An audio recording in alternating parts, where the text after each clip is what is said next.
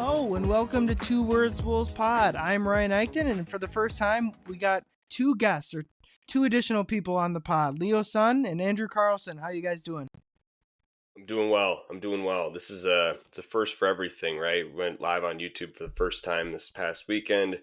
First time now on the actual podcast that's put out on a regular cadence. So this is a pretty big deal for me over here. I feel like Terrence Shannon being thrust into position maybe when I wasn't necessarily planned on. So I'm all right. Leo, how you been?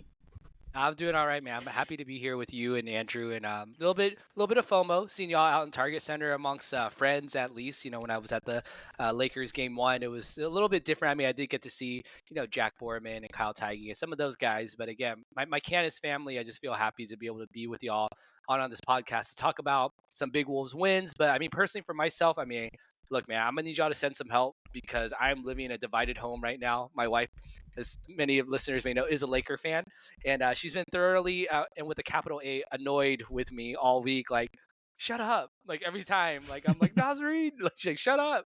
I'm putting up my Nasreed window in our Nasreed towel in our window. She's like, take that down. Like, why do you have that up? That's so stupid. And I was like, you know what, man? Like, hopefully you only have a couple more days of dealing with this, and then you can listen to me gloat about another team. But I'm smugly happy this week. Yeah, you talk about the Canis family, and I said this to Andrew at the game. I counted, I think, 6 current and former Canis people at games 3 and 4. So obviously Andrew and I, you mentioned Jack and Kyle, and then also Tyler Metcalf from No Ceilings, and then I counted Dane as well, who's certainly had his share of bylines on the site too. I think that was the 6, Andrew. I don't know if there was someone else I'm missing, but it was like a little Canis family reunion. Kind of similar to what you said, Leo. So, no, yeah, I don't think I counted anybody additional that was like some of the zone coverage guys. They had never had any bylines with Canis. I think you're right on with 6, Ryan. Even like, because I know that there were some people that were at Canis that had worked for the Wolves organization and weren't there necessarily credentialed anymore. But so it like, I guess you could even count like fractions too if you wanted to. But I would say 6 that were there. But it was cool, man. It was cool to look around and just see a bunch of people who had been at the site. I mean, there's a reason that we've been around for as long as we have and have been doing it for as long as we have. I mean, there's a lot of absolute giants that are there. Yeah, we've all been through some dark times, but I will say y'all are missing about 20,000 other people that are part of the Canis Hoopus community, probably all of Target Center. I'm sure they all have active accounts, are flooding the comments section every day. So we're all Canis, right? Very, very, very true. Well, it's been a whirlwind of a week. Last time Leo and I did a pod was I posted it the morning, like in the airport. I posted it on my way to game 2. We can skip kind of talking about game 2. Fun trip for me. Not so. The game itself was pretty brutal, but since then the Wolves have rattled off 2 wins against the Lakers. We'll talk about it later, but 2 of the better wins in Wolves history. They don't have a ton of playoff wins, so yeah, 2 out of the craziest atmospheres that I've been a part of. 2 of the craziest, most fun games in Target Center history, probably. Yeah, we can just kind of, before we really dive in, start with your guys' overall thoughts of the series, of the last 2 home wins. Andrew, what did you think about the Target Center atmosphere we were at? Yeah, I was going to say I'll dive in first because I want Leo to take last crack at it, back cleanup here on this one. Overall, again, like you said, Ryan, on the atmospheres, like definitely the best ones that I've seen. I do remember that like first year that they had made it after the Butler year with the Memphis series. Like there were some really, really solid atmospheres there. Like the first time that they had kind of packed it out, it felt like in a really long time. And I think that was also the first season that they had those weird tarps up in the second level, and they like removed them for the Memphis series, and it was like, okay, this is like kind of a thing now, and we're actually gonna fill this place like it should. But definitely agree that those were like the loudest, and I thought Friday was going to be the loudest, but Sunday somehow usurped it as I think being the most active crowd that I've seen there in a long time. In terms of the actual series, that at least the last 2 games that happened, I think the thing that stood out to me the most is how this team has closed games.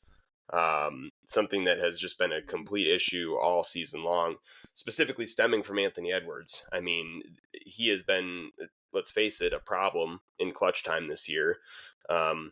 Whether it be missing shots, bad shot selection, not necessarily being able to read defenses that are thrown at him late in games. It's been a little bit of an issue, and that's why it was so ironic when he was, and honestly got a little bit of backlash when he was top three in terms of the Clutch Player Award. That has not been the case so far, especially in these last couple of games. He's seemed to essentially flip a switch in terms of reading defenses late in games, in terms of getting other people involved, not necessarily making the ball sticky, though I was a little bit nervous in game 4 that was maybe going to be a bit more of a trend, and he ended up making the shots, and it looks great when it works. But his development late in games has been the biggest thing that stood out to me over the last 2 games, and especially on Friday. The word that kept coming to my mind in terms of that closeout was professional, because Sunday was very Anthony Edwards heavy. That was one where he was Superman. He threw the cape on and closed it out. Friday night felt like there were multiple people who were touching the ball late in the game, and it just felt like they knew exactly where they were going to be and what they were going to do, even though during the season that was definitely not the case. It was a complete flip of the switch.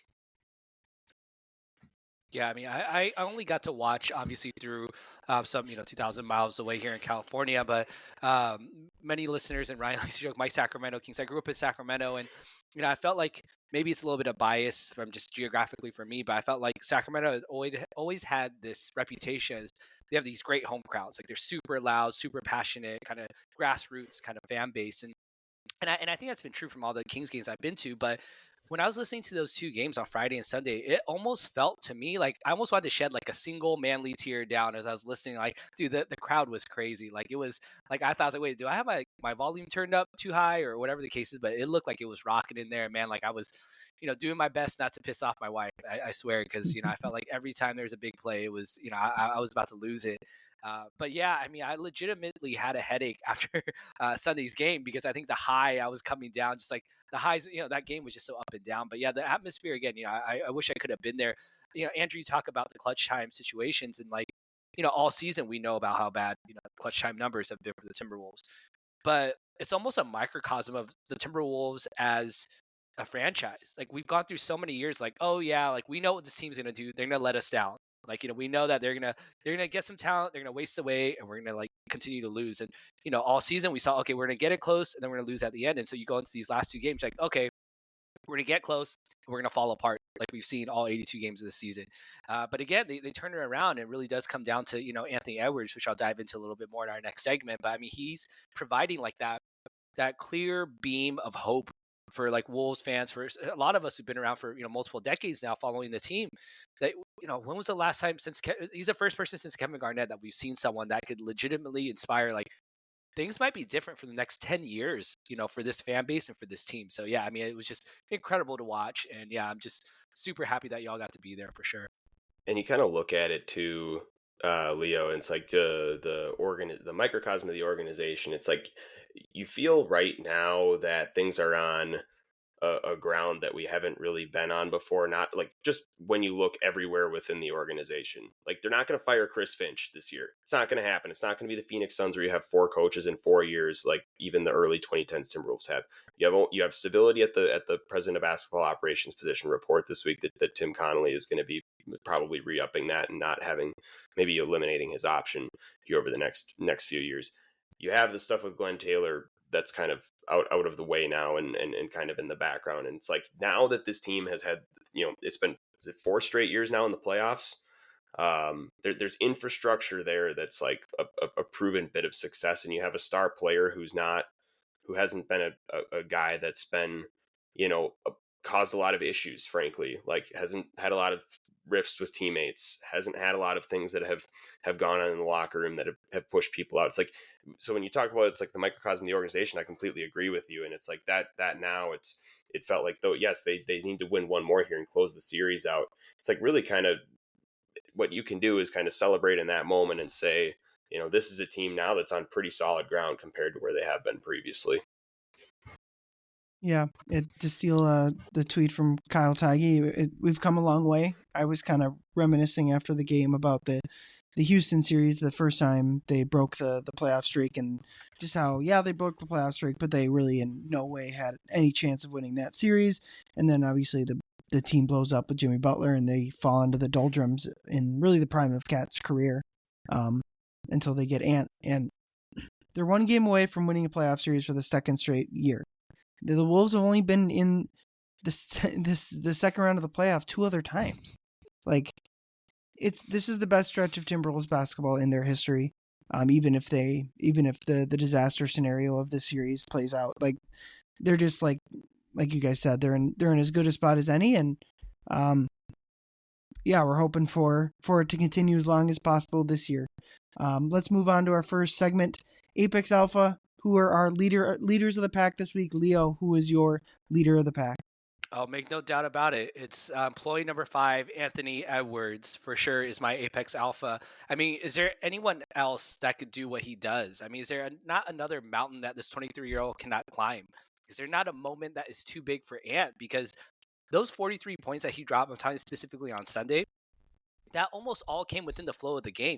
There was maybe 1 or 2 hero shots, and I think Finch mentioned it in the presser too, that, okay, well, he could have lived without, but for the most part, I mean, he made quick, smart drop-off passes to teammates in the third quarter when he was kind of getting going. He opened the fourth quarter, back-to-back threes to be like, yo, like, we're here. We're not going to fight a double-digit lead all quarter. He, let some time pass by on the court to try and get his teammates back in rhythm until he realized, oh, I got to get some more buckets because, it's just not happening. He gets 5 more in a row.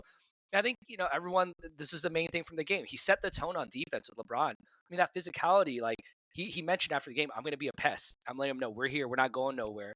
And he's the guy that backs it up. I mean, this isn't some fake tough guy shit. Like, this is real stuff that he brings. And I think it's just so interesting. KG and Paul Pierce have like their own podcast. I think it's KG certified or whatever. And they were predicting the series going into the Lakers Wolves, series right now. And KG's like, I kind of like the Wolves, and Paul Pierce's like, nah, I got the Lakers. Yeah, and he'll talk shit to KD and Jokic and them, but he's not going to do that to LeBron. He's not going to do that to Luka. Like he's not going to stand up to us like, nah, like this for sure set the tone. Like he is, and he will continue to do that moving forward. And so, especially late, that the one thing I really want to highlight. People talk about, the eagle eye camera. That's Minnesota have to hang a camera from the top of the ceiling to win that challenge, and Ant was slipping or whatever. But Ant made the smart decision to drive late in clutch time instead of just standing around. I think it's kind of a weird play where I think Dante caught it and he was driving, or someone caught it and dropped it off for Ant, who was also kind of driving right next to him, and Ant goes up and he gets called for he gets fouled essentially, and hits what you can call the game sealing free throws there at the end. And so again, Anthony Edwards, he just did everything you can ask for. Been super, super impressive. And again, he just continues every time you think he's hit his peak, like he's just showing that he has just so many more levels left to him. So again, I'm just like in awe watching this guy for sure. I got 2 things off of that. One, Kendrick Perkins said the first thing the other day that I think I might have actually paid attention to, and that is, if I was a player and I had to go back right now, Anthony Edwards would be the one guy I want to play with. And he said if he pulled a lot of other former players, that's probably who it would want to be too. Now, Kendrick Perkins is someone who I do not listen to on a regular basis on really anything that he says. However, he does still have the brain of a former NBA player and kind of who I would classify as your kind of typical old head. And that is something that is like for sure kind of sticking out to me. I mean, if you have guys who are wanting to come to play with Anthony Edwards at this point in time, wanting to go play for the Minnesota Timberwolves as someone who's an above average NBA player, completely unheard of. Kind of putting a bow on what we were previously talking about.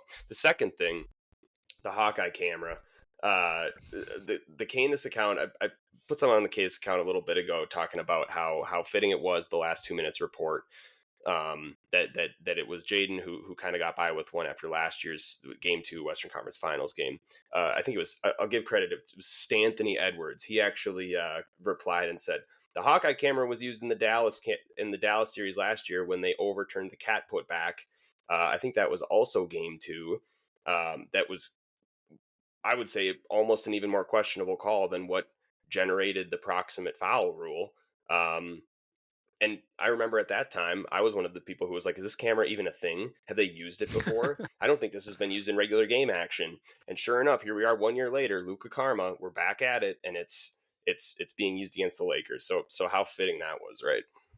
For those of you who want to know, kind of a little behind the scenes action, Andrew Carlson runs like he's the vibes leader for the Canis Hoopus Twitter account. Most of the stuff that comes out there, that's Andrew. If you're following us on Blue Sky, that's mostly me over there. So I love kind of watching after the game. After I'm like live tweeting from the Canis Hoopus Blue Sky account, switch over to Twitter and see like how like even was our energy It's the throughout. the I always hellscape. love the yeah, hellscape exactly, over on exactly, X. exactly, yeah. Oh man. It's funny how you get some of the outsourcing of knowledge when people are at their peak of wanting to roast the Laker fan base, right? It's truly like some of the brain power, the collective brain power that's been put to use here over the last 3 days. I've learned more than maybe I have in my first 26 years of life.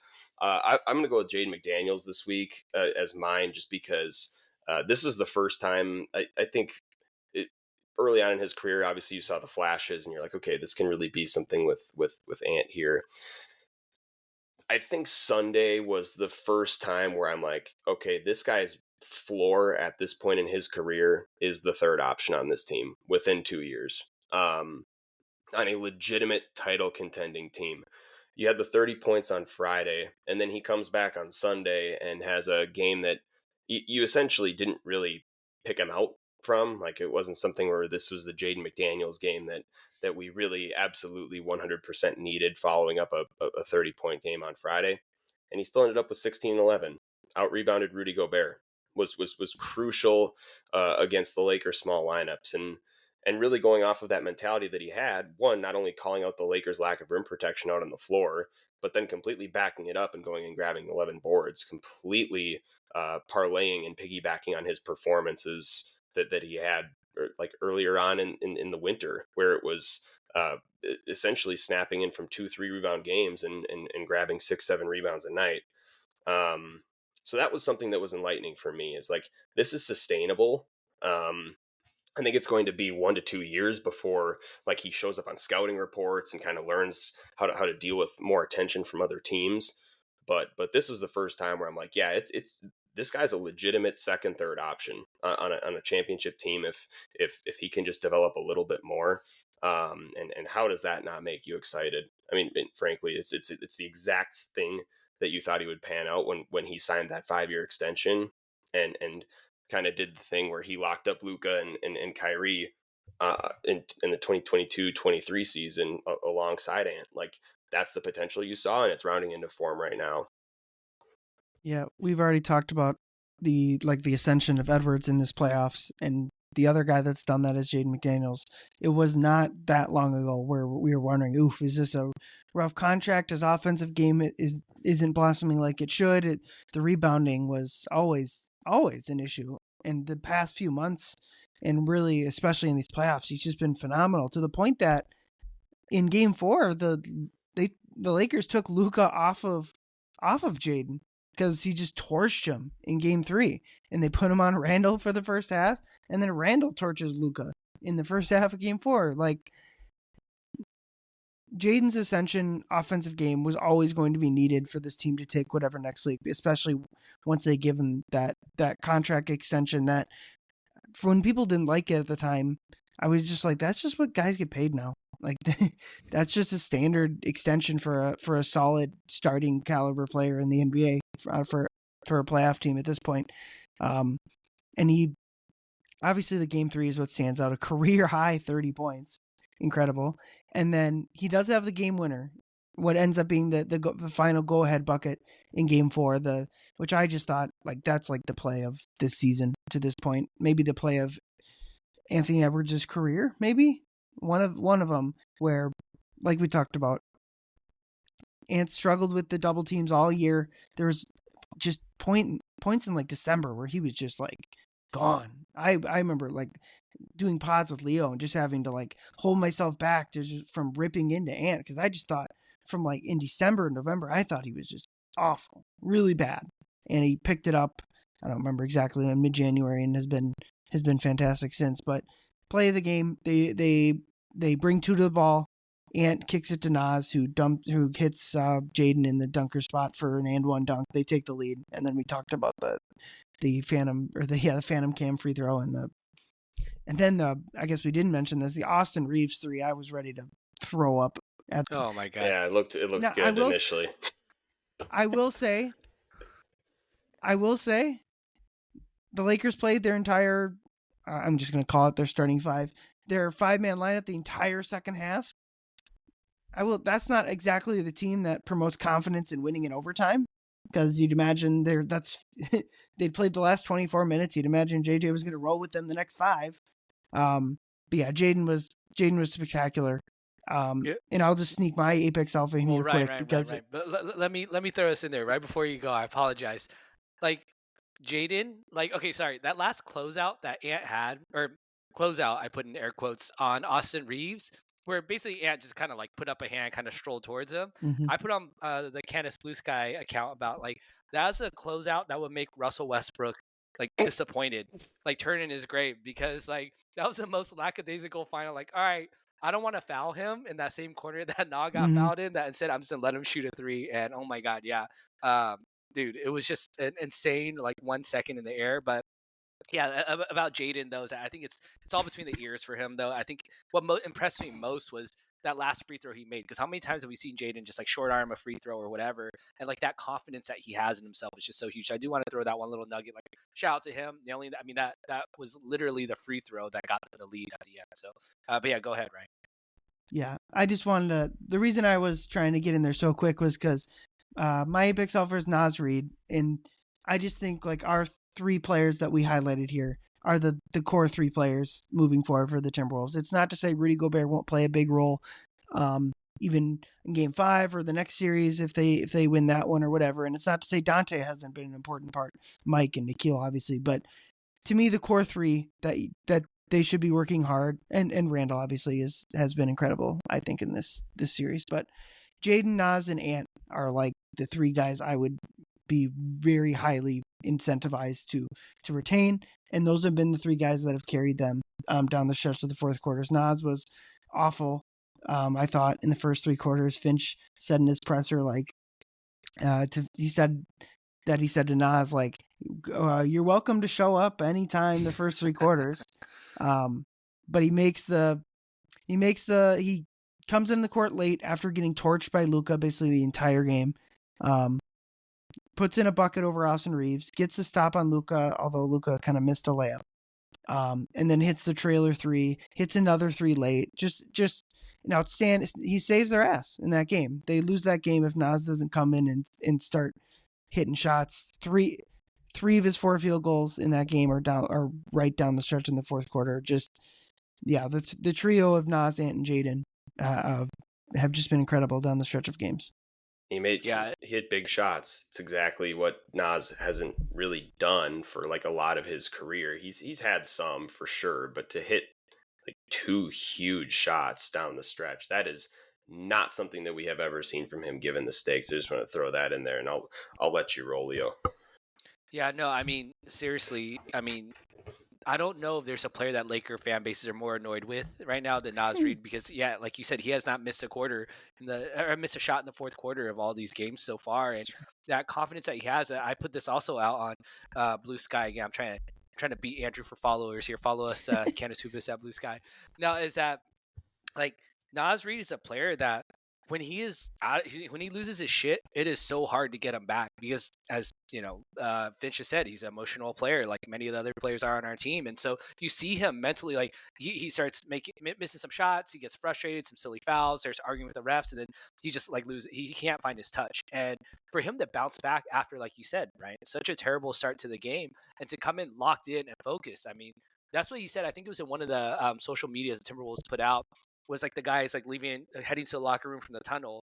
And I remember he shouts out something like, "That's why you stay locked in," kind of thing. And like that mentality, that's literally the reason why Naz Reid has become the player that he is, a reigning 6th man of the year, or technically last year's 6th man of the year, because I think they already announced Peyton Pritchard got it this year. But yeah, like he worked his way up, like having to rebuild his confidence. And that's, again, huge, like huge. And Nas has that equity too. I mean, I think he still got 5th this year, and Nikhil got 6th. Like I think they went kind of back to back.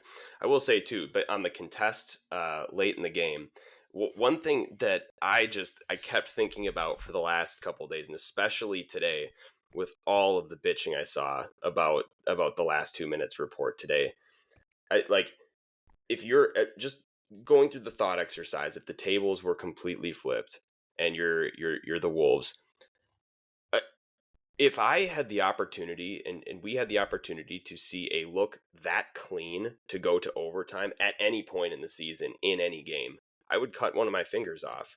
You have, in any situation that the Wolves have had this year, to tie, take the lead, hit a go-ahead basket inside of 10 seconds, it hasn't worked at any point in time, and it's one of the clunkiest operations that there is. If you you have a last 2 minute call that didn't go your way, completely understandable. It would piss me off. I completely get it. But you also had a clean look, and for all the stuff that we've heard about Austin Reeves this year, fringe all-star, possible third team all NBA. Like, you have a clean corner look to go to overtime, and he misses it. So yeah, it was a bad contest. There wasn't really any sort of a hand in his face whatsoever. But I mean, man, if for as much as we're hearing about that, if you're a Wolves fan and you see that execution late in the game, you'd take that 10 times out of 10 from this team within 10 seconds. No question about it. Yeah, and Reeves was 5 of 10 from 3. He in the 2 target center games, Reeves has been pretty darn good for them. Although, just like Luka, they're hunting him. Both of those guys are hunting him defensively. Excuse me, I was looking at game 3. Sorry, Reeves was 5 of 11 before that shot, so pretty much the same thing. Yeah, it was insane whistles down the stretch. What did the 2-minute report refer to when Jaden tripped Luka? Illegal foot defense. I get what it's trying to say. They make up the weird, like, anytime there's a review, I feel like they make up a new verbiage that I've never heard before. Yeah, Wolves probably caught a break with that call that by the book. That is to me, the tripping one is like, yes, by the book, that's a foul. If the Lakers had a challenge and challenged it, they would have gotten that call. That is like, that just doesn't always get called in the heat of the game. And the ref isn't in the greatest spot to call that in the backcourt. Like, I get being frustrated by it, but I mean, let's just go, if we're going to do this, let's go right into the prey of the week. My prey of the week for the Wolves is fascism. Always good to try to root out some fascism. And so the reason I had a bit of a hit tweet, I was fairly snarky about it because so I tweeted this out after Ant got rolled up on by LeBron, not necessarily LeBron's fault. But LeBron spent the whole TV timeout just complaining to the ref, and I was just like, I can't do this. Luka's been getting all the calls. Like, I can't do this. So I tweeted out I tweeted out a screenshot, what I think every time I see the Lakers, and it's this tweet from Richard Normal. A key element of fascism is making it appear that the entire world is organized against your group, when in fact you are in the most advantageous and powerful position in society. So we can, in real life, we can think of past and present examples of this. He goes on to say in this tweet, the Los Angeles Lakers are a textbook example of this phenomenon. So the Wolves were able to overcome fascism in Game 4. Phenomenal stuff. And I do not want to discuss the officials if the Laker fans are going to complain about it. You guys, I do that enough, so I know how much of a loser shit that is. So if you're going to complain about the refs, enjoy your loser shit. Send tweet, baby. It's bad both ways. Like, I don't understand that. Like, the last 2 minutes report is the last 2 minutes report. There's a video out there of Julius Randle, that bucket that he scored right before he put 2 hands to the chest like 3 times down the floor. He was fouled 3 times on that play, and there were 0 whistles that were blown. I'm with you. Like, talking about the officials and saying that it was completely against your team is like, that's not. I don't think that's really a playoff conversation. Like, I feel like there's definitely some regular season games where that may or may not be the case. But I mean, for something like that, like, I thought, especially the last 2 games, like, it's been bad on both sides. Like, let's just call a spade a spade. And my that's kind of my prey of the week kind of leans into that, is like, you know why the Lakers lost that basketball game is because they don't have any personnel. I think I saw something that Naz Reid is outscoring their entire bench this series. I don't know if that's true. Like, we might need to fact check that live, but it wouldn't, like, the fact that I believe it without fact checking it at all is all you need to really see, like last game, I don't think they had a single bench player play over 15 minutes. My prey of the week is JJ Redick, because I think he's actually a good coach and he's at a nice year one. And he has like 2 stars now that are going to, I think, probably bump him up to be perceived as one of the best coaches in the league in the next few years to come. But he doesn't have anything right now. And there's a reason that he played the same 5 guys in the second half yesterday. It's a prey where it's like, it might be like a lynx that's injured. Maybe that's not a good animal, because we actually do like the lynx on this pod. This is a lynx podcast. Maybe a mountain lion. It's a little bit of a synonym. Like they're injured, they have a broken leg, and they're maybe on their last go of it in life. That's my prey for JJ Redick. I don't necessarily think he's a bad coach. I think he's actually had a pretty good series too. But he doesn't have the personnel. He's a wounded duck right now. And they're going to have to play. LeBron was 76 seconds away from playing a full game. I like Luka, who's clearly not in full 100% playing shape. It played 45 minutes. I mean, that's all you need to know. And that's where I'll leave it, because I think that's probably been beat up enough. My prey of the week is JJ Redick, and I think it's going to have to be much of the same in game 5, where you have your 2 stars play over 45 minutes. If you have any prayer, bring it back to Minnesota. The two of you are a lot more kind to the Lakers than I am. I'll say that, because those of you, I will continue to plug this at my open letter to the Los Angeles Lakers, where I hate the Lakers and I have no shame about it. And like, starting with you, Ryan, talking about fascism, I wrote in that piece, I have been saying this for, I don't know, at least 15 years. The Lakers are the 1%, like, of the NBA. Like, they don't deserve half the shit they get. And so if they're going to complain about the refs, you're asking me to somehow find sympathy for a team that has been the only team ever documented to have a referee cheat them into a playoff victory before. You're not going to get one single tear from me ever about officiating ever. Okay, so that's first and foremost. Second, JJ Redick as a prey, sure, fine coach, whatever, lacking personnel. Oh yeah, well, too bad, because you just got gifted Luka Doncic, all right? And so what you trade Shake Milton for Giannis to fill out your team next year? Like what the hell? Like, so you have a bad team. Yeah, well, too bad. You have 2 freaking generational superstars on your team. I'm hard pressed to feel bad for you. So again, I got to move on because I'm losing. Yeah, on the record, I don't think that's going to be the case moving forward for him, Leo. You're dead on. I do not feel bad for him moving forward. I think they're going to be setting up just fine. But hey, Alex Len, former lottery pick, he might have some promise. Luka unlocks him a little bit. Might be pretty good off the bench behind Jackson Hayes. No, right. I'm about to make Andrew my prey of the week. Now, my prey of the week for this week is got to be LeBron James. And again, I will say I am a LeBron James fan. I tend to like him as a human being. I like him as an athlete. I think he may be the greatest basketball player of all time when he retires, whenever that is. Maybe after this series, who knows? But LeBron James, again, all season, I've been highlighting my prey of the week, and Ryan knows this, and listeners know. I've been highlighting whoever's been getting dunked on and posterized. But on Sunday, we saw LeBron get posterized by Mike Conley on a block, where Mike Conley came, he was living on LeBron's hip on a fast break. He was held in jail, as we like to call it. And LeBron went up for what should have been an easy layup or dunk. And Mike Conley literally sacrificed his ankle to jump as high as he could. I believe his hand was under the rim still, but he just kind of pats LeBron down from behind. And he landed on Rudy's foot and kind of twisted his ankle, but came back in the game later. But yeah, I mean, it's kind of for the memes, like, okay, sure, yeah, the oldest and shortest guy on our team blocked like your biggest and strongest dude on your team. But at the same time, I mean, Minnesota was down 11 in the third quarter during that. They had just missed back-to-back threes, where Ant missed a 3, they got offensive rebound, and then Mike missed a 3. And it was one of those, like, oh my God, like, I think this game's getting away from us.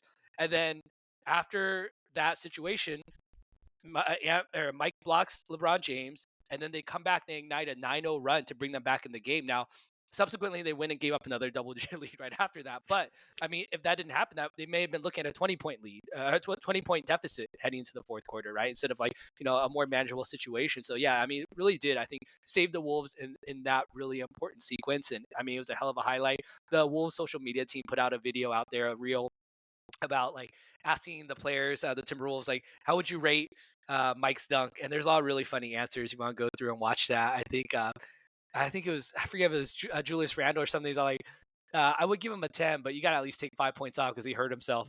He landed on that. So some pretty funny responses there. So shout out Mike Conley, and yeah, LeBron, you're my prey of the week this week.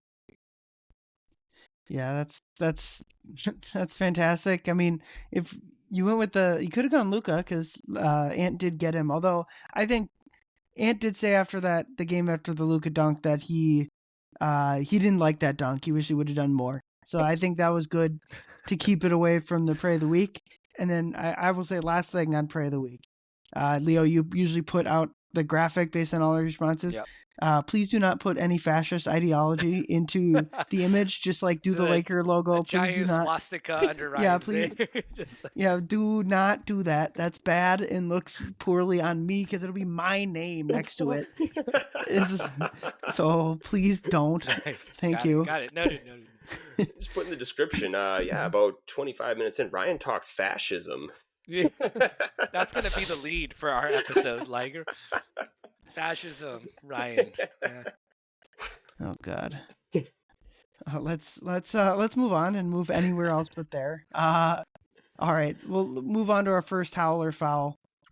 The Wolves came back from 10 down in the fourth quarter. It was their second largest playoff comeback behind the Denver Game 7 last year, which is just insane. That's more of a stat on like how few, like 10 is really not that big of a lead in NBA terms. Like that just shows how few like playoff victories they have to begin with. But Game 4 was about as fun of a playoff game atmosphere as I've been to. So kind of, what do you guys think? Howl or foul? That is a top 3 game in franchise history. Andrew, you can go first. Yeah, I'll go foul on this one because I think my barometer is typically like if I can think of 3 just off the top of my head that are better. Because I'd go Game 82, the Jimmy Butler year. Like that game was still just like unbelievable to go to the playoffs. You have Wiggins hit those game clinching free throws. A Game 7 last year against Denver. Obviously, that one's up there. And it as fun as Sunday was, like you can kind of dealer's choice on the Phoenix games last year too that I would take. Like those were just fun. I mean, they kicked their ass up and down the floor, and especially the 1-2. I think it was Game 4 where the closeout game where yes, Chris Finch got hurt. But I think that was the Ant poster game that just kind of put a seal on everything. And then you see everyone back in the locker room, like taking care of Finch. Like that was a fun moment too. So I'm going to go foul on this one. Fun game, not top 3 in franchise history. I don't even know if it'd be top 3 of the last 10 years, frankly. And even obviously too, like Game 7 of the Western Conference semis against Sacramento with KG. I mean, that one's just like you keep watching YouTube highlights for years and years. So not quite there for me. Yeah, I will say my initial rational thought is similar to Andrew, where I would say foul because I wrote down in my notes here that number 1's probably Game 7 against Denver. Obviously, the huge comeback and the ramifications of that game. Game 2 also being the one against, or number 2 would be Game 7 against Sacramento. Obviously, again, first time they make the conference finals. I think if you had to pick one image of all Wolves lore to be like enshrined forever, it's KG on the scorer's table, right? Game 7, like that's got to be the one. And then I also had Game 82 versus Denver back then as well too. But that said, I'm still going howl that is a top 3 game in franchise history because every time we beat the Lakers, is a number 1 top 1 game for me ever. Okay, like you can go back in my memories on Facebook where you go on this day, you will see just a smattering of like me shit talking like all my Laker friends on Facebook and tagging everyone every time the Wolves beat freaking Smush Parker and the Los Angeles Lakers. Like every win they have, I'm talking mad trash. And so I think if the Wolves do close them out, Game 5, Game 6, whatever it is, that will probably be my new number 1 because to me, this Lakers Wolves game or series, this is my championship. Like this is for me. This is for all the marbles for me. Like emotional. I will probably cry when they beat them. So that said, I'm saying howl because again, just huge. But I will say, probably another game. I wasn't at it, but I think Game 6 against Denver last year. I mean, I feel like the vibes were pretty insane in Target Center when they crushed them and they got the chicken and Luka Garza time. You know, all that. That seems like pretty good vibes as well too. So, but yeah. So at the end of the day, I'm saying howl, right? Yeah, I think it's really close between a lot of the 2 Game 7s are just very clearly 1 and 2. And personally, I put the Denver game as the number 1. I actually just don't kind of think it's close. I think that Denver, maybe that's I would agree. recency bias. So then it comes down. There's a bunch of games that fall into this. Maybe the closeout game of the first round in 2004. I guess I was 9. So I don't have the best memory of that game specifically. I remember the Sacramento game for sure. And then, like you mentioned, game 82. I'm just gonna go a playoff game over a regular season game, even if it's mostly because like they just had no chance to beat Houston in the next round, even if it did break the playoff streak. And then we kind of mentioned basically like the Phoenix games, and then Game 6 Denver. So the game before the Greatest Bulls game, I'm gonna kind of put that game in the backseat just because I still remember the feeling of like they're still gonna lose Game 7 because if you remember the Game 5 of that series, Jokic had just absolutely torched them. And maybe I'm got revisionist history because I traveled out the Game 7, and so if I felt that way that it was just inevitable that they were gonna lose, I spent a lot of money to go watch them lose. But yeah, I think for me it's a how. And it is contingent on them closing out the series, obviously, but it's close. You can take your picks on the Phoenix game. I do. The anecdote I tell about the Game 4 Phoenix game, you've mentioned Finch getting hurt, is so I was at that game too. I recapped the article. I shut my laptop. I'm rushing to the airport because I flew home a red eye that night, because my son's birthday was the next day. And I just take one last look down the hallway where the Wolves locker room is, and I see Finch like just hobbling and getting on a cart. And I'm like, well, I'm just gonna kind of stand here and hop a ride with him. just see what the heck is going on here. He's probably going to the bar. Well, I believe the story is that he was on a good amount of painkillers at that point. And so I was standing there with, I believe, 2 of Chris Hine, Dane Moore, and Kyle Sagi. I honestly don't remember which 2, or maybe Jace. I don't remember. And so, and then the car comes riding by us, and he just goes, "What's up, fellas?" As they ride off. Just like the Wolves just swept the Phoenix Suns, and Finch is injured. High as a kite, just high as a kite. Like. That was an insane night. He's the type of guy though where it's like, is it really that much different if he's off like 4 or 5 perks or if he's just completely stone cold sober? Like I feel like he's just the guy where it's just like he's always the guy who's just like maybe a little high, you know? Like he's got that kind of personality. He's awesome. But he's the Andrew Wiggins of coaches, you know. You never know where it's really going on. He's just steady Finch, the whole time. I think Finch is more of a beer guy than a weed guy. That's the vibe I get. No, for sure. But it's like your friend who it's always just like, oh yeah, man, like anything goes. Like we're good. Like it's all right. Like we just blew a 24-point lead to Milwaukee, but we just couldn't handle a zone in the 4th quarter. You know, like it was really all it came down to. It's like really. I will say after game 2 of this series was about the snippiest I've seen him with the media. I don't cover every single game, but like, yeah, he did not like the assertion that like effort was the issue in that game. He was just pissed off with this team, I think, that night. Interesting. Here's another couple that I would raise that are up against Sunday. For me personally, even though it was a game that I watched on TV this year, is the 24-point comeback against Oklahoma City. That one, I think for me I think that one's going to be a top 10er for me for sure in franchise history, just because of the circumstance. Like you had the young guys that essentially came charging back from a 25-point deficit on the road against one of the best regular season NBA teams ever. What it's going to go down as. So that one I think is probably going to be up there for me too. I also think too we're underestimating a little bit like how good the vibes were that 21-22 season when they went back, that play-in game against the Clippers.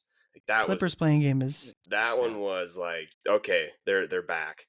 Tarps were still on the 200s, by the way, for that game, I believe. But but that was a lot of fun. That year was back when, so like what is now the Jaden McDaniels player tunnel. That's where the media seating used to be. Is that the last season it was there, I believe. And so like when Pat Beck gives on the table, that's like right in front of us. It's amazing. It's amazing. Amazing. Yeah, I think that's a good assertion, because that one felt like it had a lot of the similar feelings to the Denver playoff series, or the Denver game 82, but they had a chance and probably should have beat Memphis. Like, they had a chance to actually like win. Mm-hmm. And I actually, like we said, game 3 Memphis, like, I think that's why a big reason why we don't remember that series, because the game 3 was so brutal. Yeah. Like, they win game 4, but like they I always say they did not blow 20-point leads. The first 20-point lead never got tied. They were always up. I know, like, but yeah, that was the game 3 kind of ruined the vibes for that. I remember walking out that night and being like, they were down 2-1, and I was just like, it's over. It was awful. It was awful. But it felt going into it that was going to be a series that was winnable. And then it also felt, too, that it was like this is sustainable winning now. Like the Jimmy Butler year, like that was kind of a little IV shot to the arm. Like, let's just see how this can work for however short period of time with like Jeff Teague and Taj Gibson and a bunch of other guys who are a little bit older. It's like, okay, now this team is younger. They have a little bit of a mix of vets and guys who can score the basketball. Like this feels good. This feels pretty good now. Like that felt like the playoff streak being broken, not as much as 17, 18. Yeah, it was much more of a organic team, right? That kind of came together, found identity. It wasn't like marred by Sustainable, like too. yeah, exactly. And then we all had to blow it up for the worst trade of all time, right? So I love it. Yeah, that trade ages incredibly well, by the way. That's like an off-season podcast discussion, but yeah, let's move on to our second howler foul. Like we kind of mentioned, Redick plays the same 5 guys down the stretch of the game. I still am so confused why they're starting Hayes. Like, you can space it if you like, just play the guys you're playing, and if you want to play Hayes 4 minutes, play 4 minutes of those in the second half when you can actually get some guys some extra. I don't know. I don't understand why they're starting Hayes, although the Wolves aren't starting their best lineup either, so whatever. Yeah, starts in the entire second half. The howler foul here is the Lakers are out of answers. Leo, what do you think? I'm going Hal, because unless Bronny is wearing a Sting mask and dropping down the rope from the rafters with a baseball bat on his shoulder, like, I don't know. I mean, are they dusting off Christian Coloco? Rui Hachimura I had to go back and look. It was the second best career game in the playoffs, but still wasn't enough. Vando and Hayes are unplayable, like you said. I mean, I don't know what there is. I mean, look up and down that roster. There's literally no one else that they should be playing more minutes. And even the minutes that they're playing right now, it's like I felt like, I'm not the first to say this. It felt like JJ Redick's final like option right there. They knew that if they didn't win game 4, that it might be over. And so he had to pull the trigger on playing up all 24 in that second half. And again, I put it out again on Blue Sky. I'm gonna play Blue Sky. Scoop is Blue Sky. That early on, I think in the fourth quarter, I'm like, JJ Redick has not made a sub all half. Let's see if this pays off for the Timberwolves afterwards. And again, lo and behold, it does. And so again, I don't think it's reasonable that they're going to do that same strategy again. It seems like all the other levers they pull is going to make the team worse. So again, it has to be with those 5 guys. And I don't know if it's an adjustment that they need to make. They need to lean more into rebounding, playing more in the half court, whatever it is, getting more guys moving. It feels like they fired all their shots. So I'm going to say how I think they're out of answers. Yeah, I'll howl there too. I think that there's a couple things that maybe they could tweak on the margins, but at the end of the day, it's very similar to what I think Ryan and you and I talked about this a little bit in the preview of the series of like the Lakers. It's going to be a game of whack-a-mole for them, and where they whack down Julius Randle, maybe Dante DiVincenzo pops up, and their strategy is they have to play physical.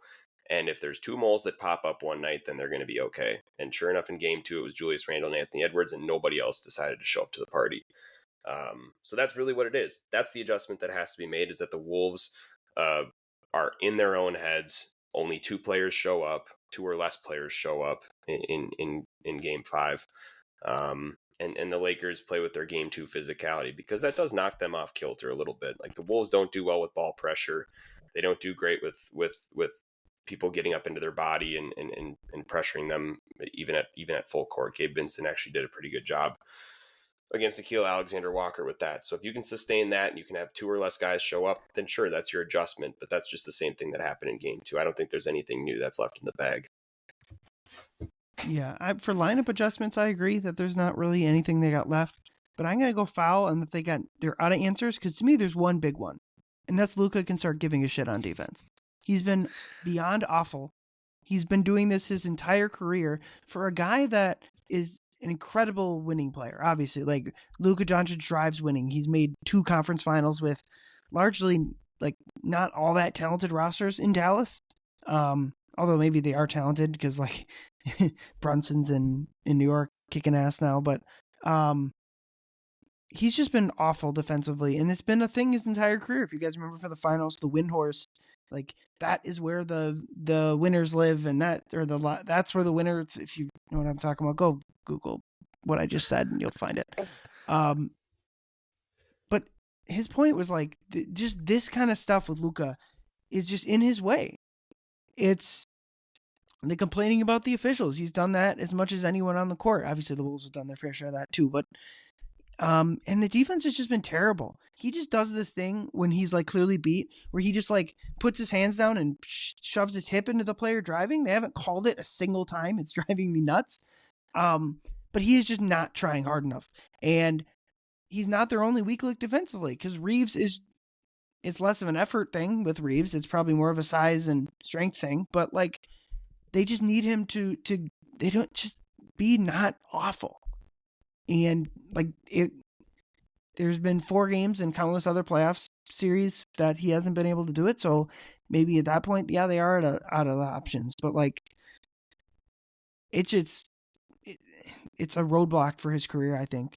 And maybe it won't matter. Maybe next year LeBron will keep playing like this for one more year. They'll add a rim running center and they'll win the finals or something. But yeah, that's to me the biggest low hanging fruit for this Lakers team is like if Luka can just play passable defense instead of any player the Wolves put on him, they drive right past, then maybe they can find something. I don't know. All right.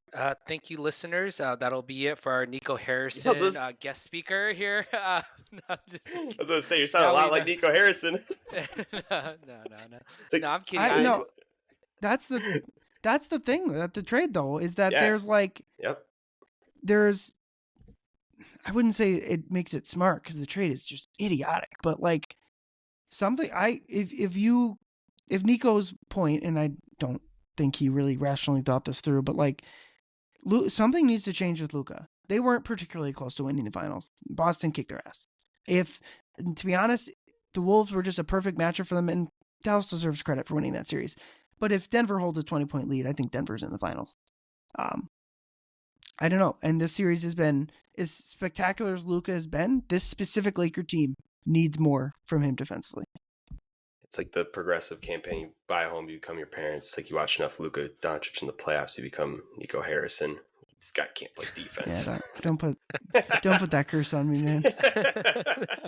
I mean, I'm right there with you, though. I mean, there's a reason that there's kind of like some low key Nico Harrison sympathy on the timeline today. Like, people are putting it out on Maine, like Nico Harrison, like maybe he was right. It's like, no, shut up, he wasn't. But also, like, he kind of has a small point there. I mean, I think Zach Lowe talked about it too on his podcast. Like, there are people in the NBA who have your exact same thought process, Ryan. It's like the thought process of everybody. It's like, yeah, the guy can't play defense, but he's such a talented offensive player that the trade, that was enough to make the trade idiotic in itself. But Nico's insane, because Austin Reeves should be on the Dallas Mavericks right now, and the pick that they were trying to send to Mark Williams should also be in possession of the Dallas Mavericks. That's as big of a sin as you can concoct yourself the way I just did into thinking Luka isn't worth the super duper mega max, but like to not get, I mean, the Lakers are like out of the playoffs even if they would, like the Luka trade makes sense for them, but like to not get the right package back for Luka, and not to mention the fan base is just insane. Yeah, there's a lot of things at play. I mean, I think one thing, in all seriousness, I mean, Luka is still recovering from a pretty serious hamstring injury that he suffered on Christmas against the Wolves, and like he came back earlier than what I think a lot of people thought. So that could play into it. But also, I think at the same time, it's kind of what Andrew said earlier too. Just it's the poor construction of the team. Like Luka isn't ever going to be an Anthony Edwards on defense. Like that's just never going to happen. He needs better defenders, like as we saw in Dallas. He has like more defenders. He has your Derrick Jones, Jr. on the perimeters. You have your PJ Washington's, Daniel Gafford's, Lively's, and he's not surrounded by that. And we're kind of seeing it go. So obviously, yeah, there'll be the verdict is not out on that yet in terms of obviously a trade, but I mean it's still very much a good trade for the Lakers. But yeah, I mean, fuck him. So use Rudy Gobert. Yeah, Could use Rudy Gobert in the paint. I'm saying LeBron for Rudy Gobert. I mean, I don't know. Who says no? I don't know. Who says no? Who says no? Unironically, Rudy Gobert would be fantastic on this Laker team with Luka. Exactly. Yeah. 100%. All right. All right. So. Last Howler foul. Speaking of Rudy, he probably had his best game of the series in Game 4. He had 7 offensive rebounds, and I counted it up. He had 2 more where he gets fouled and it goes down as a team rebound. But like Rudy earned the offensive rebound. He drew the foul. Like that, I would give him credit for that. So that's 9 extra possessions he earned on the offensive boards. His hands continue to be an issue. I don't know, but it's the first game that he truly had 10 total rebounds. Was the first game that he truly provided some offensive value with his rebounding, and then the defense has been solid the entire time. But the Wolves, both games at Target Center, have elected to go away from Mike and Rudy and go towards Dante and Naz. So Howler foul, guys. Wolves need to lean away from the Rudy minutes. Leo, go ahead.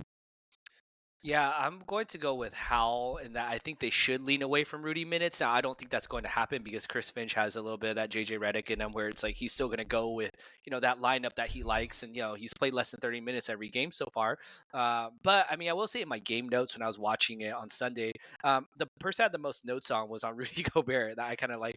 Because again, it was like you said, it was so up and down. I mean, super active. I mean, he did also score the Wolves a point by drawing a tech on Jackson Hayes as well too, by like pissing him off enough. But he's just like lazy finishing. Like he's doing that little two-handed, like I'm just gonna drop the ball near the rim and hope it falls in. It's like, Dump the ball, man. Yeah, just put it in, dude. Put it in.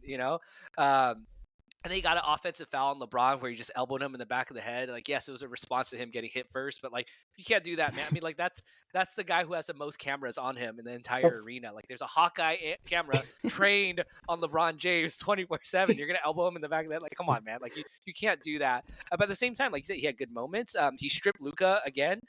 He dunked a putback right after that. It's just so many ups and downs. And he had got called an offensive goaltend one time. He had so many notes on him, man. The reason I think it's how that they should lean away from him is because I feel like there's a lot to do with how Naz and Julius Randle are playing on the defensive end, especially against that 5-man unit that the Lakers are rolling out in the second half. If they continue leaning into Dorian Finney-Smith, then Naz and Julius are proving that they can handle that matchup. I even liked a lot of the TJ minutes in the first half, and the Wolves got in foul trouble. I mean, again, I'm not saying play TJ 20 minutes or anything like that, but he can play 10 to 12 minutes maybe because again he's playing physical, he's getting rebounds, he's a lot more active on perimeter, and he damn sure is not going to two-hand biff a layup like at the rim. Like he's going to throw that shit in. So yeah, again, I'm a Howell leaning away from it. I don't think it will happen, but I'll pass it on. I'll go foul just out of the way of. I don't think it should be like any less than 25 minutes. Looking at where he was at Sunday, I think he played just over 26 minutes. I just think that's essential, especially against this Laker team right now, where you're going to need to be physical and wear them down. I mean, you can put up a Tony Snell stat line, but if you're physical with this team and you can get Jackson Hayes off the floor and force the Lakers to play small, that's kind of when you can play your trump card of Randall and Naz on the floor together to just frankly be better and have better personnel on the floor than the Lakers. I do think there's also going to come a point in time whether the Lakers win on Wednesday or it comes back home on Friday. It just feels like there's like a 12-12 Rudy game kind of sitting out there. Whether it be the Lakers throwing their best punch in the first 4 games in terms of just their energy and their energy levels, and they come out maybe a little bit lackadaisical. Like it just feels like there's going to be this Rudy game coming up where he has that floor raising type of game. He just is sound in the paint, and he keeps possessions down on the other end of the floor. I don't know. I think that's coming. I think it's going to be either game 5 or if it happens, game 6. it could be a microcosm of his game. Just wear the other team down and turn on the afterburners and grab 12 to 15 rebounds. Yeah. I put foul because I more interpret it as the Wolves need to lean away from him further. I think that they've kind of gotten right his minutes pattern, mid-20s minutes, because they need him out there for defense. Like if they fully went away from Rudy and played him like 10 minutes or had Jackson Hayes treatment, I don't think that would be the smart thing to do. But certainly the closing lineups have been incredibly successful with Dante and Nas, and I do think that if they are going to win this series, there's going to be a role for Rudy in the next series or the one after that. Like they're going to need him. Is he the anchor of their playoff defense like he was last year? Probably not. But like this is a good example. Like he generates 9 extra possessions, and that's as big of they end up with 10 extra field goals in the game, and like that's as big of a reason as they won as anything. Like I think we all do this. We see the terrible offensive possessions, and we miss the block he had, or the people running out of the lane, not trying not to go at him, or the offensive rebound, like I mentioned when he's drawing a foul that we don't notice that was he was the one that generated the extra possession. So yeah, it's been frustrating. I know Andrew and I just, like you mentioned, just dunk the ball. Like it's been as frustrating, but I'm fine with them starting him. I don't find any issue with, especially Mike, because said this all year. As long as you close with the guys you're supposed to, I don't really care who starts. And that's been this series down to a T. They've started Rudy and they've closed with Nas, and I think Finch deserves a lot of credit for this series. Fit your personnel to what the game is presenting to you. That's why I'm such a big proponent of bringing back Nas and Julius. And if Nikhil walks. Like you have a dynamic front court that you can deploy at really any situation, and that's what you can do against any other team in the West that I don't think any other teams have. Is you have a Rudy if there's a more set defensive game and it's a more grinded out affair. You have Nas and Julius to play together if it's more like this series where you need to run up and down the floor, hit shots, and space things out a little bit. So I'm completely with you. I think he for sure has his. I mean, there's no question that he has his role on this team. But yeah, close with who you need to close with, 100%. Well, the original question was if the Wolves want to increase their Q rating, they need to lean away from Rudy minutes, and I think it remains a help because I mean, my man cannot go 1 for 6 again, like in the paint. Like seriously, bro, like you're hurting us with all the Gen Zers are flaming us for these. All right, we got to fight back. So I don't think it's like that. I don't think there's a single excuse you have if you're Rudy Gobert and you play 20 plus minutes, you don't grab 10 rebounds. I don't think there's like what, like 7'3". You reach your hand up and you're over the basket. Like grab the ball. Yeah, Jaden McDaniel's got to talk to Rudy Gobert or something about height and being the biggest guy on the floor, because if Rudy is playing with the same mindset of rebounding the ball that Jaden is, again, I'm not trying to dump on Rudy, even though I kind of am indirectly. I think there is so much more meat on the bones, like to be serious, with Rudy Gobert moving forward. And so you talk about, is there a 12 and 12 game, like kind of bubbling there? I mean, if bro finishes 2 or 3 of his layups, he'd pretty much be there that last game. So yeah, I agree. It's frustrating because you see it. Yeah. Yep. I agree. All right, let's head into our last segment here. 2 words. Give 2 words summary of where to describe the state of the Wolves. Mine is Target Center, just to go back to the amazing crowds, the fun times. It wasn't that long ago, like right before the pandemic, where the Wolves were just like lost in the wilderness. Ryan Saunders was seemingly not a great choice for coach. The Jimmy stuff he was long gone at that point, and it wasn't that long ago where they're just kind of aimless. They end up with the number 1 pick. They could have taken Wiseman. That would have been brutal. They could have taken LaMelo, talented guy, but certainly far from what Ant's been able to do. So I guess thanks Gerson Rosas for that one. But yeah, Target Center crowds have been absolutely sensational over the weekend. Andrew, what about you? My 2 are against themselves because they are really the only people that will prevent them from closing this series out. And we are in very dangerous territory right now with the national media talking about how Anthony Edwards might be better than Luka, how this team will have no problem closing the Lakers out. We're seeing a lot of gentleman sweep stuff. And that is where this team typically tends to read the press clippings and completely take their foot off the gas. So if they want to close things out in 5 and gentlemen sweep it, they can 100% do it. Just play like you have the last 2 games. That's all you got to do. Just have 3 guys show up, wear them down. The Lakers will not have a lot of energy, and just win the game. If you come out and you have Mr. Anthony Edwards throwing 15 shots up in the first, 7-ish minutes of the game, and you don't have ball movement, and you're completely, I guess, in your own heads, and you scroll through your phones a little bit too much, you might find yourself in some trouble, and you're then on your heels heading back to Target Center, where the crowds are great, but again, if you're on your heels, you haven't played super great at home this year. So close it out in LA. You can do it. All you got to do is just not read what people are saying, like Stephen A. Smith. Yeah, seriously. I saw a post on social media talking about if the Lakers really want to win, they would bench all 5 of their starters and start all their bench guys because the Timberwolves will not show up against that team. And like we laugh, but it's because it's true. It's true. I mean, like that is where the Wolves are the favorites is when they are at their worst. And so again, the favorites heading into finish this in 5 or 6.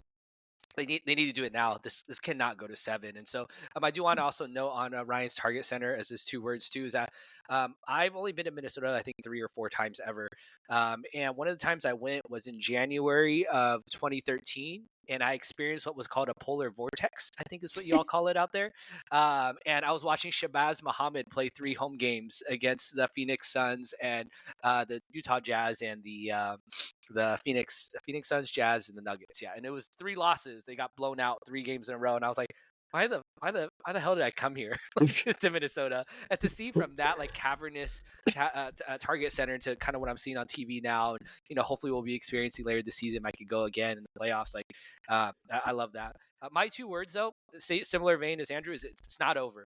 Not over are my 2 words, because if there's one series I would never count my chickens before they hatch, it's against the NBA's favorite team, the Los Angeles Lakers. I will never count the Wolves as like, okay, yeah, so who do we want? Let's watch let's watch this Rockets and Warrior series and see who we're going to match up with. Nope, not yet. Not for me. Like I go to work every day. I see about 10 to 15 different Lakers fans every day. And they're like, oh, you must be feeling good. I was like, I don't feel shit right now. Okay. Like not until the series is over. Like this it might be 0-0 to me right now.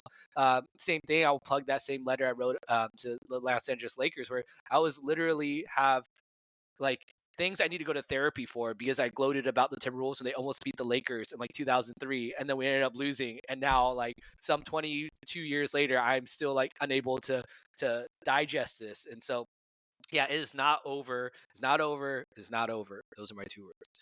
Yeah, and it seemed like the team understood that idea. Both, I've watched like their Timberwolves YouTube recap, and Finch in his post Game 4 locker room speech goes like this. The 4th win is going to be the hardest one to get.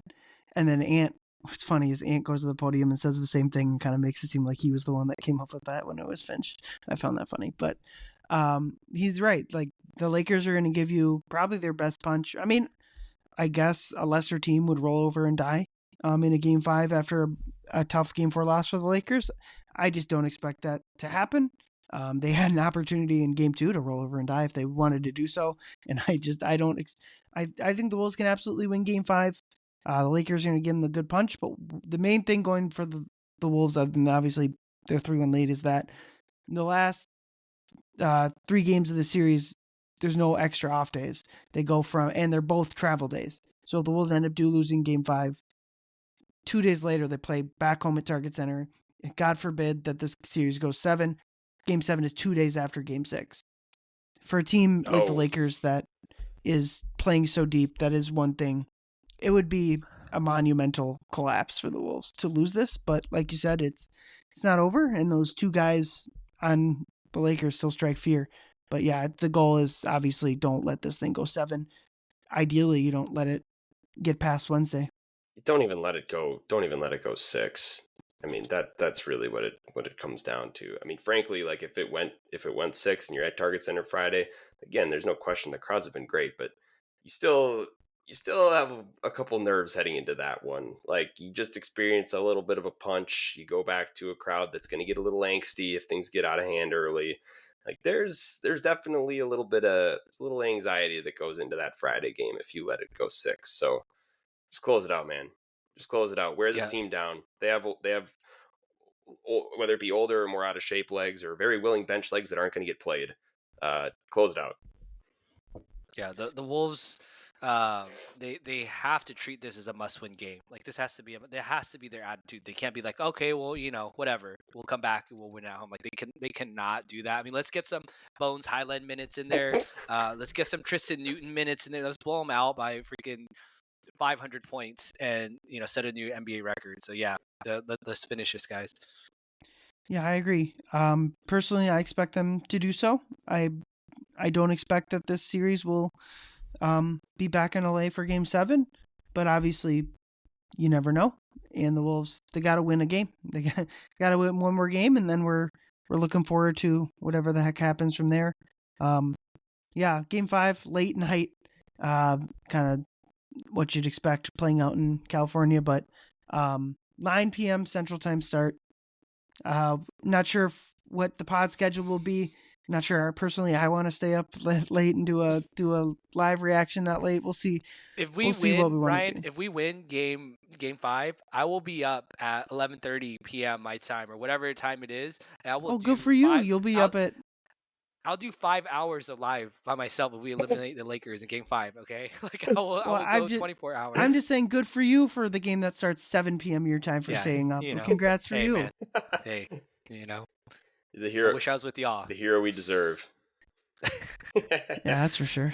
I hear. How cool would it be, though? I mean, the thing is, Game 5. Like, you talk about some of the officiating comparisons from year to year with the Mavericks in this series. How cool would it be if you see a similar Game 5 with just a role reversal of Ant and Luka? You just see Ant come out and end it before Lakers can even come back in it.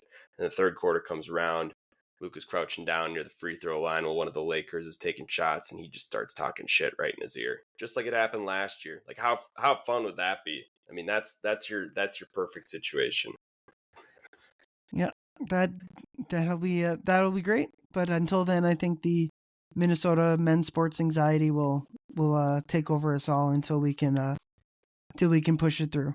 That it will. But yeah, for Leo and Andrew, I'm Ryan. Thank you everyone for listening. Get home, drive safe. Go Wolves. Hey you.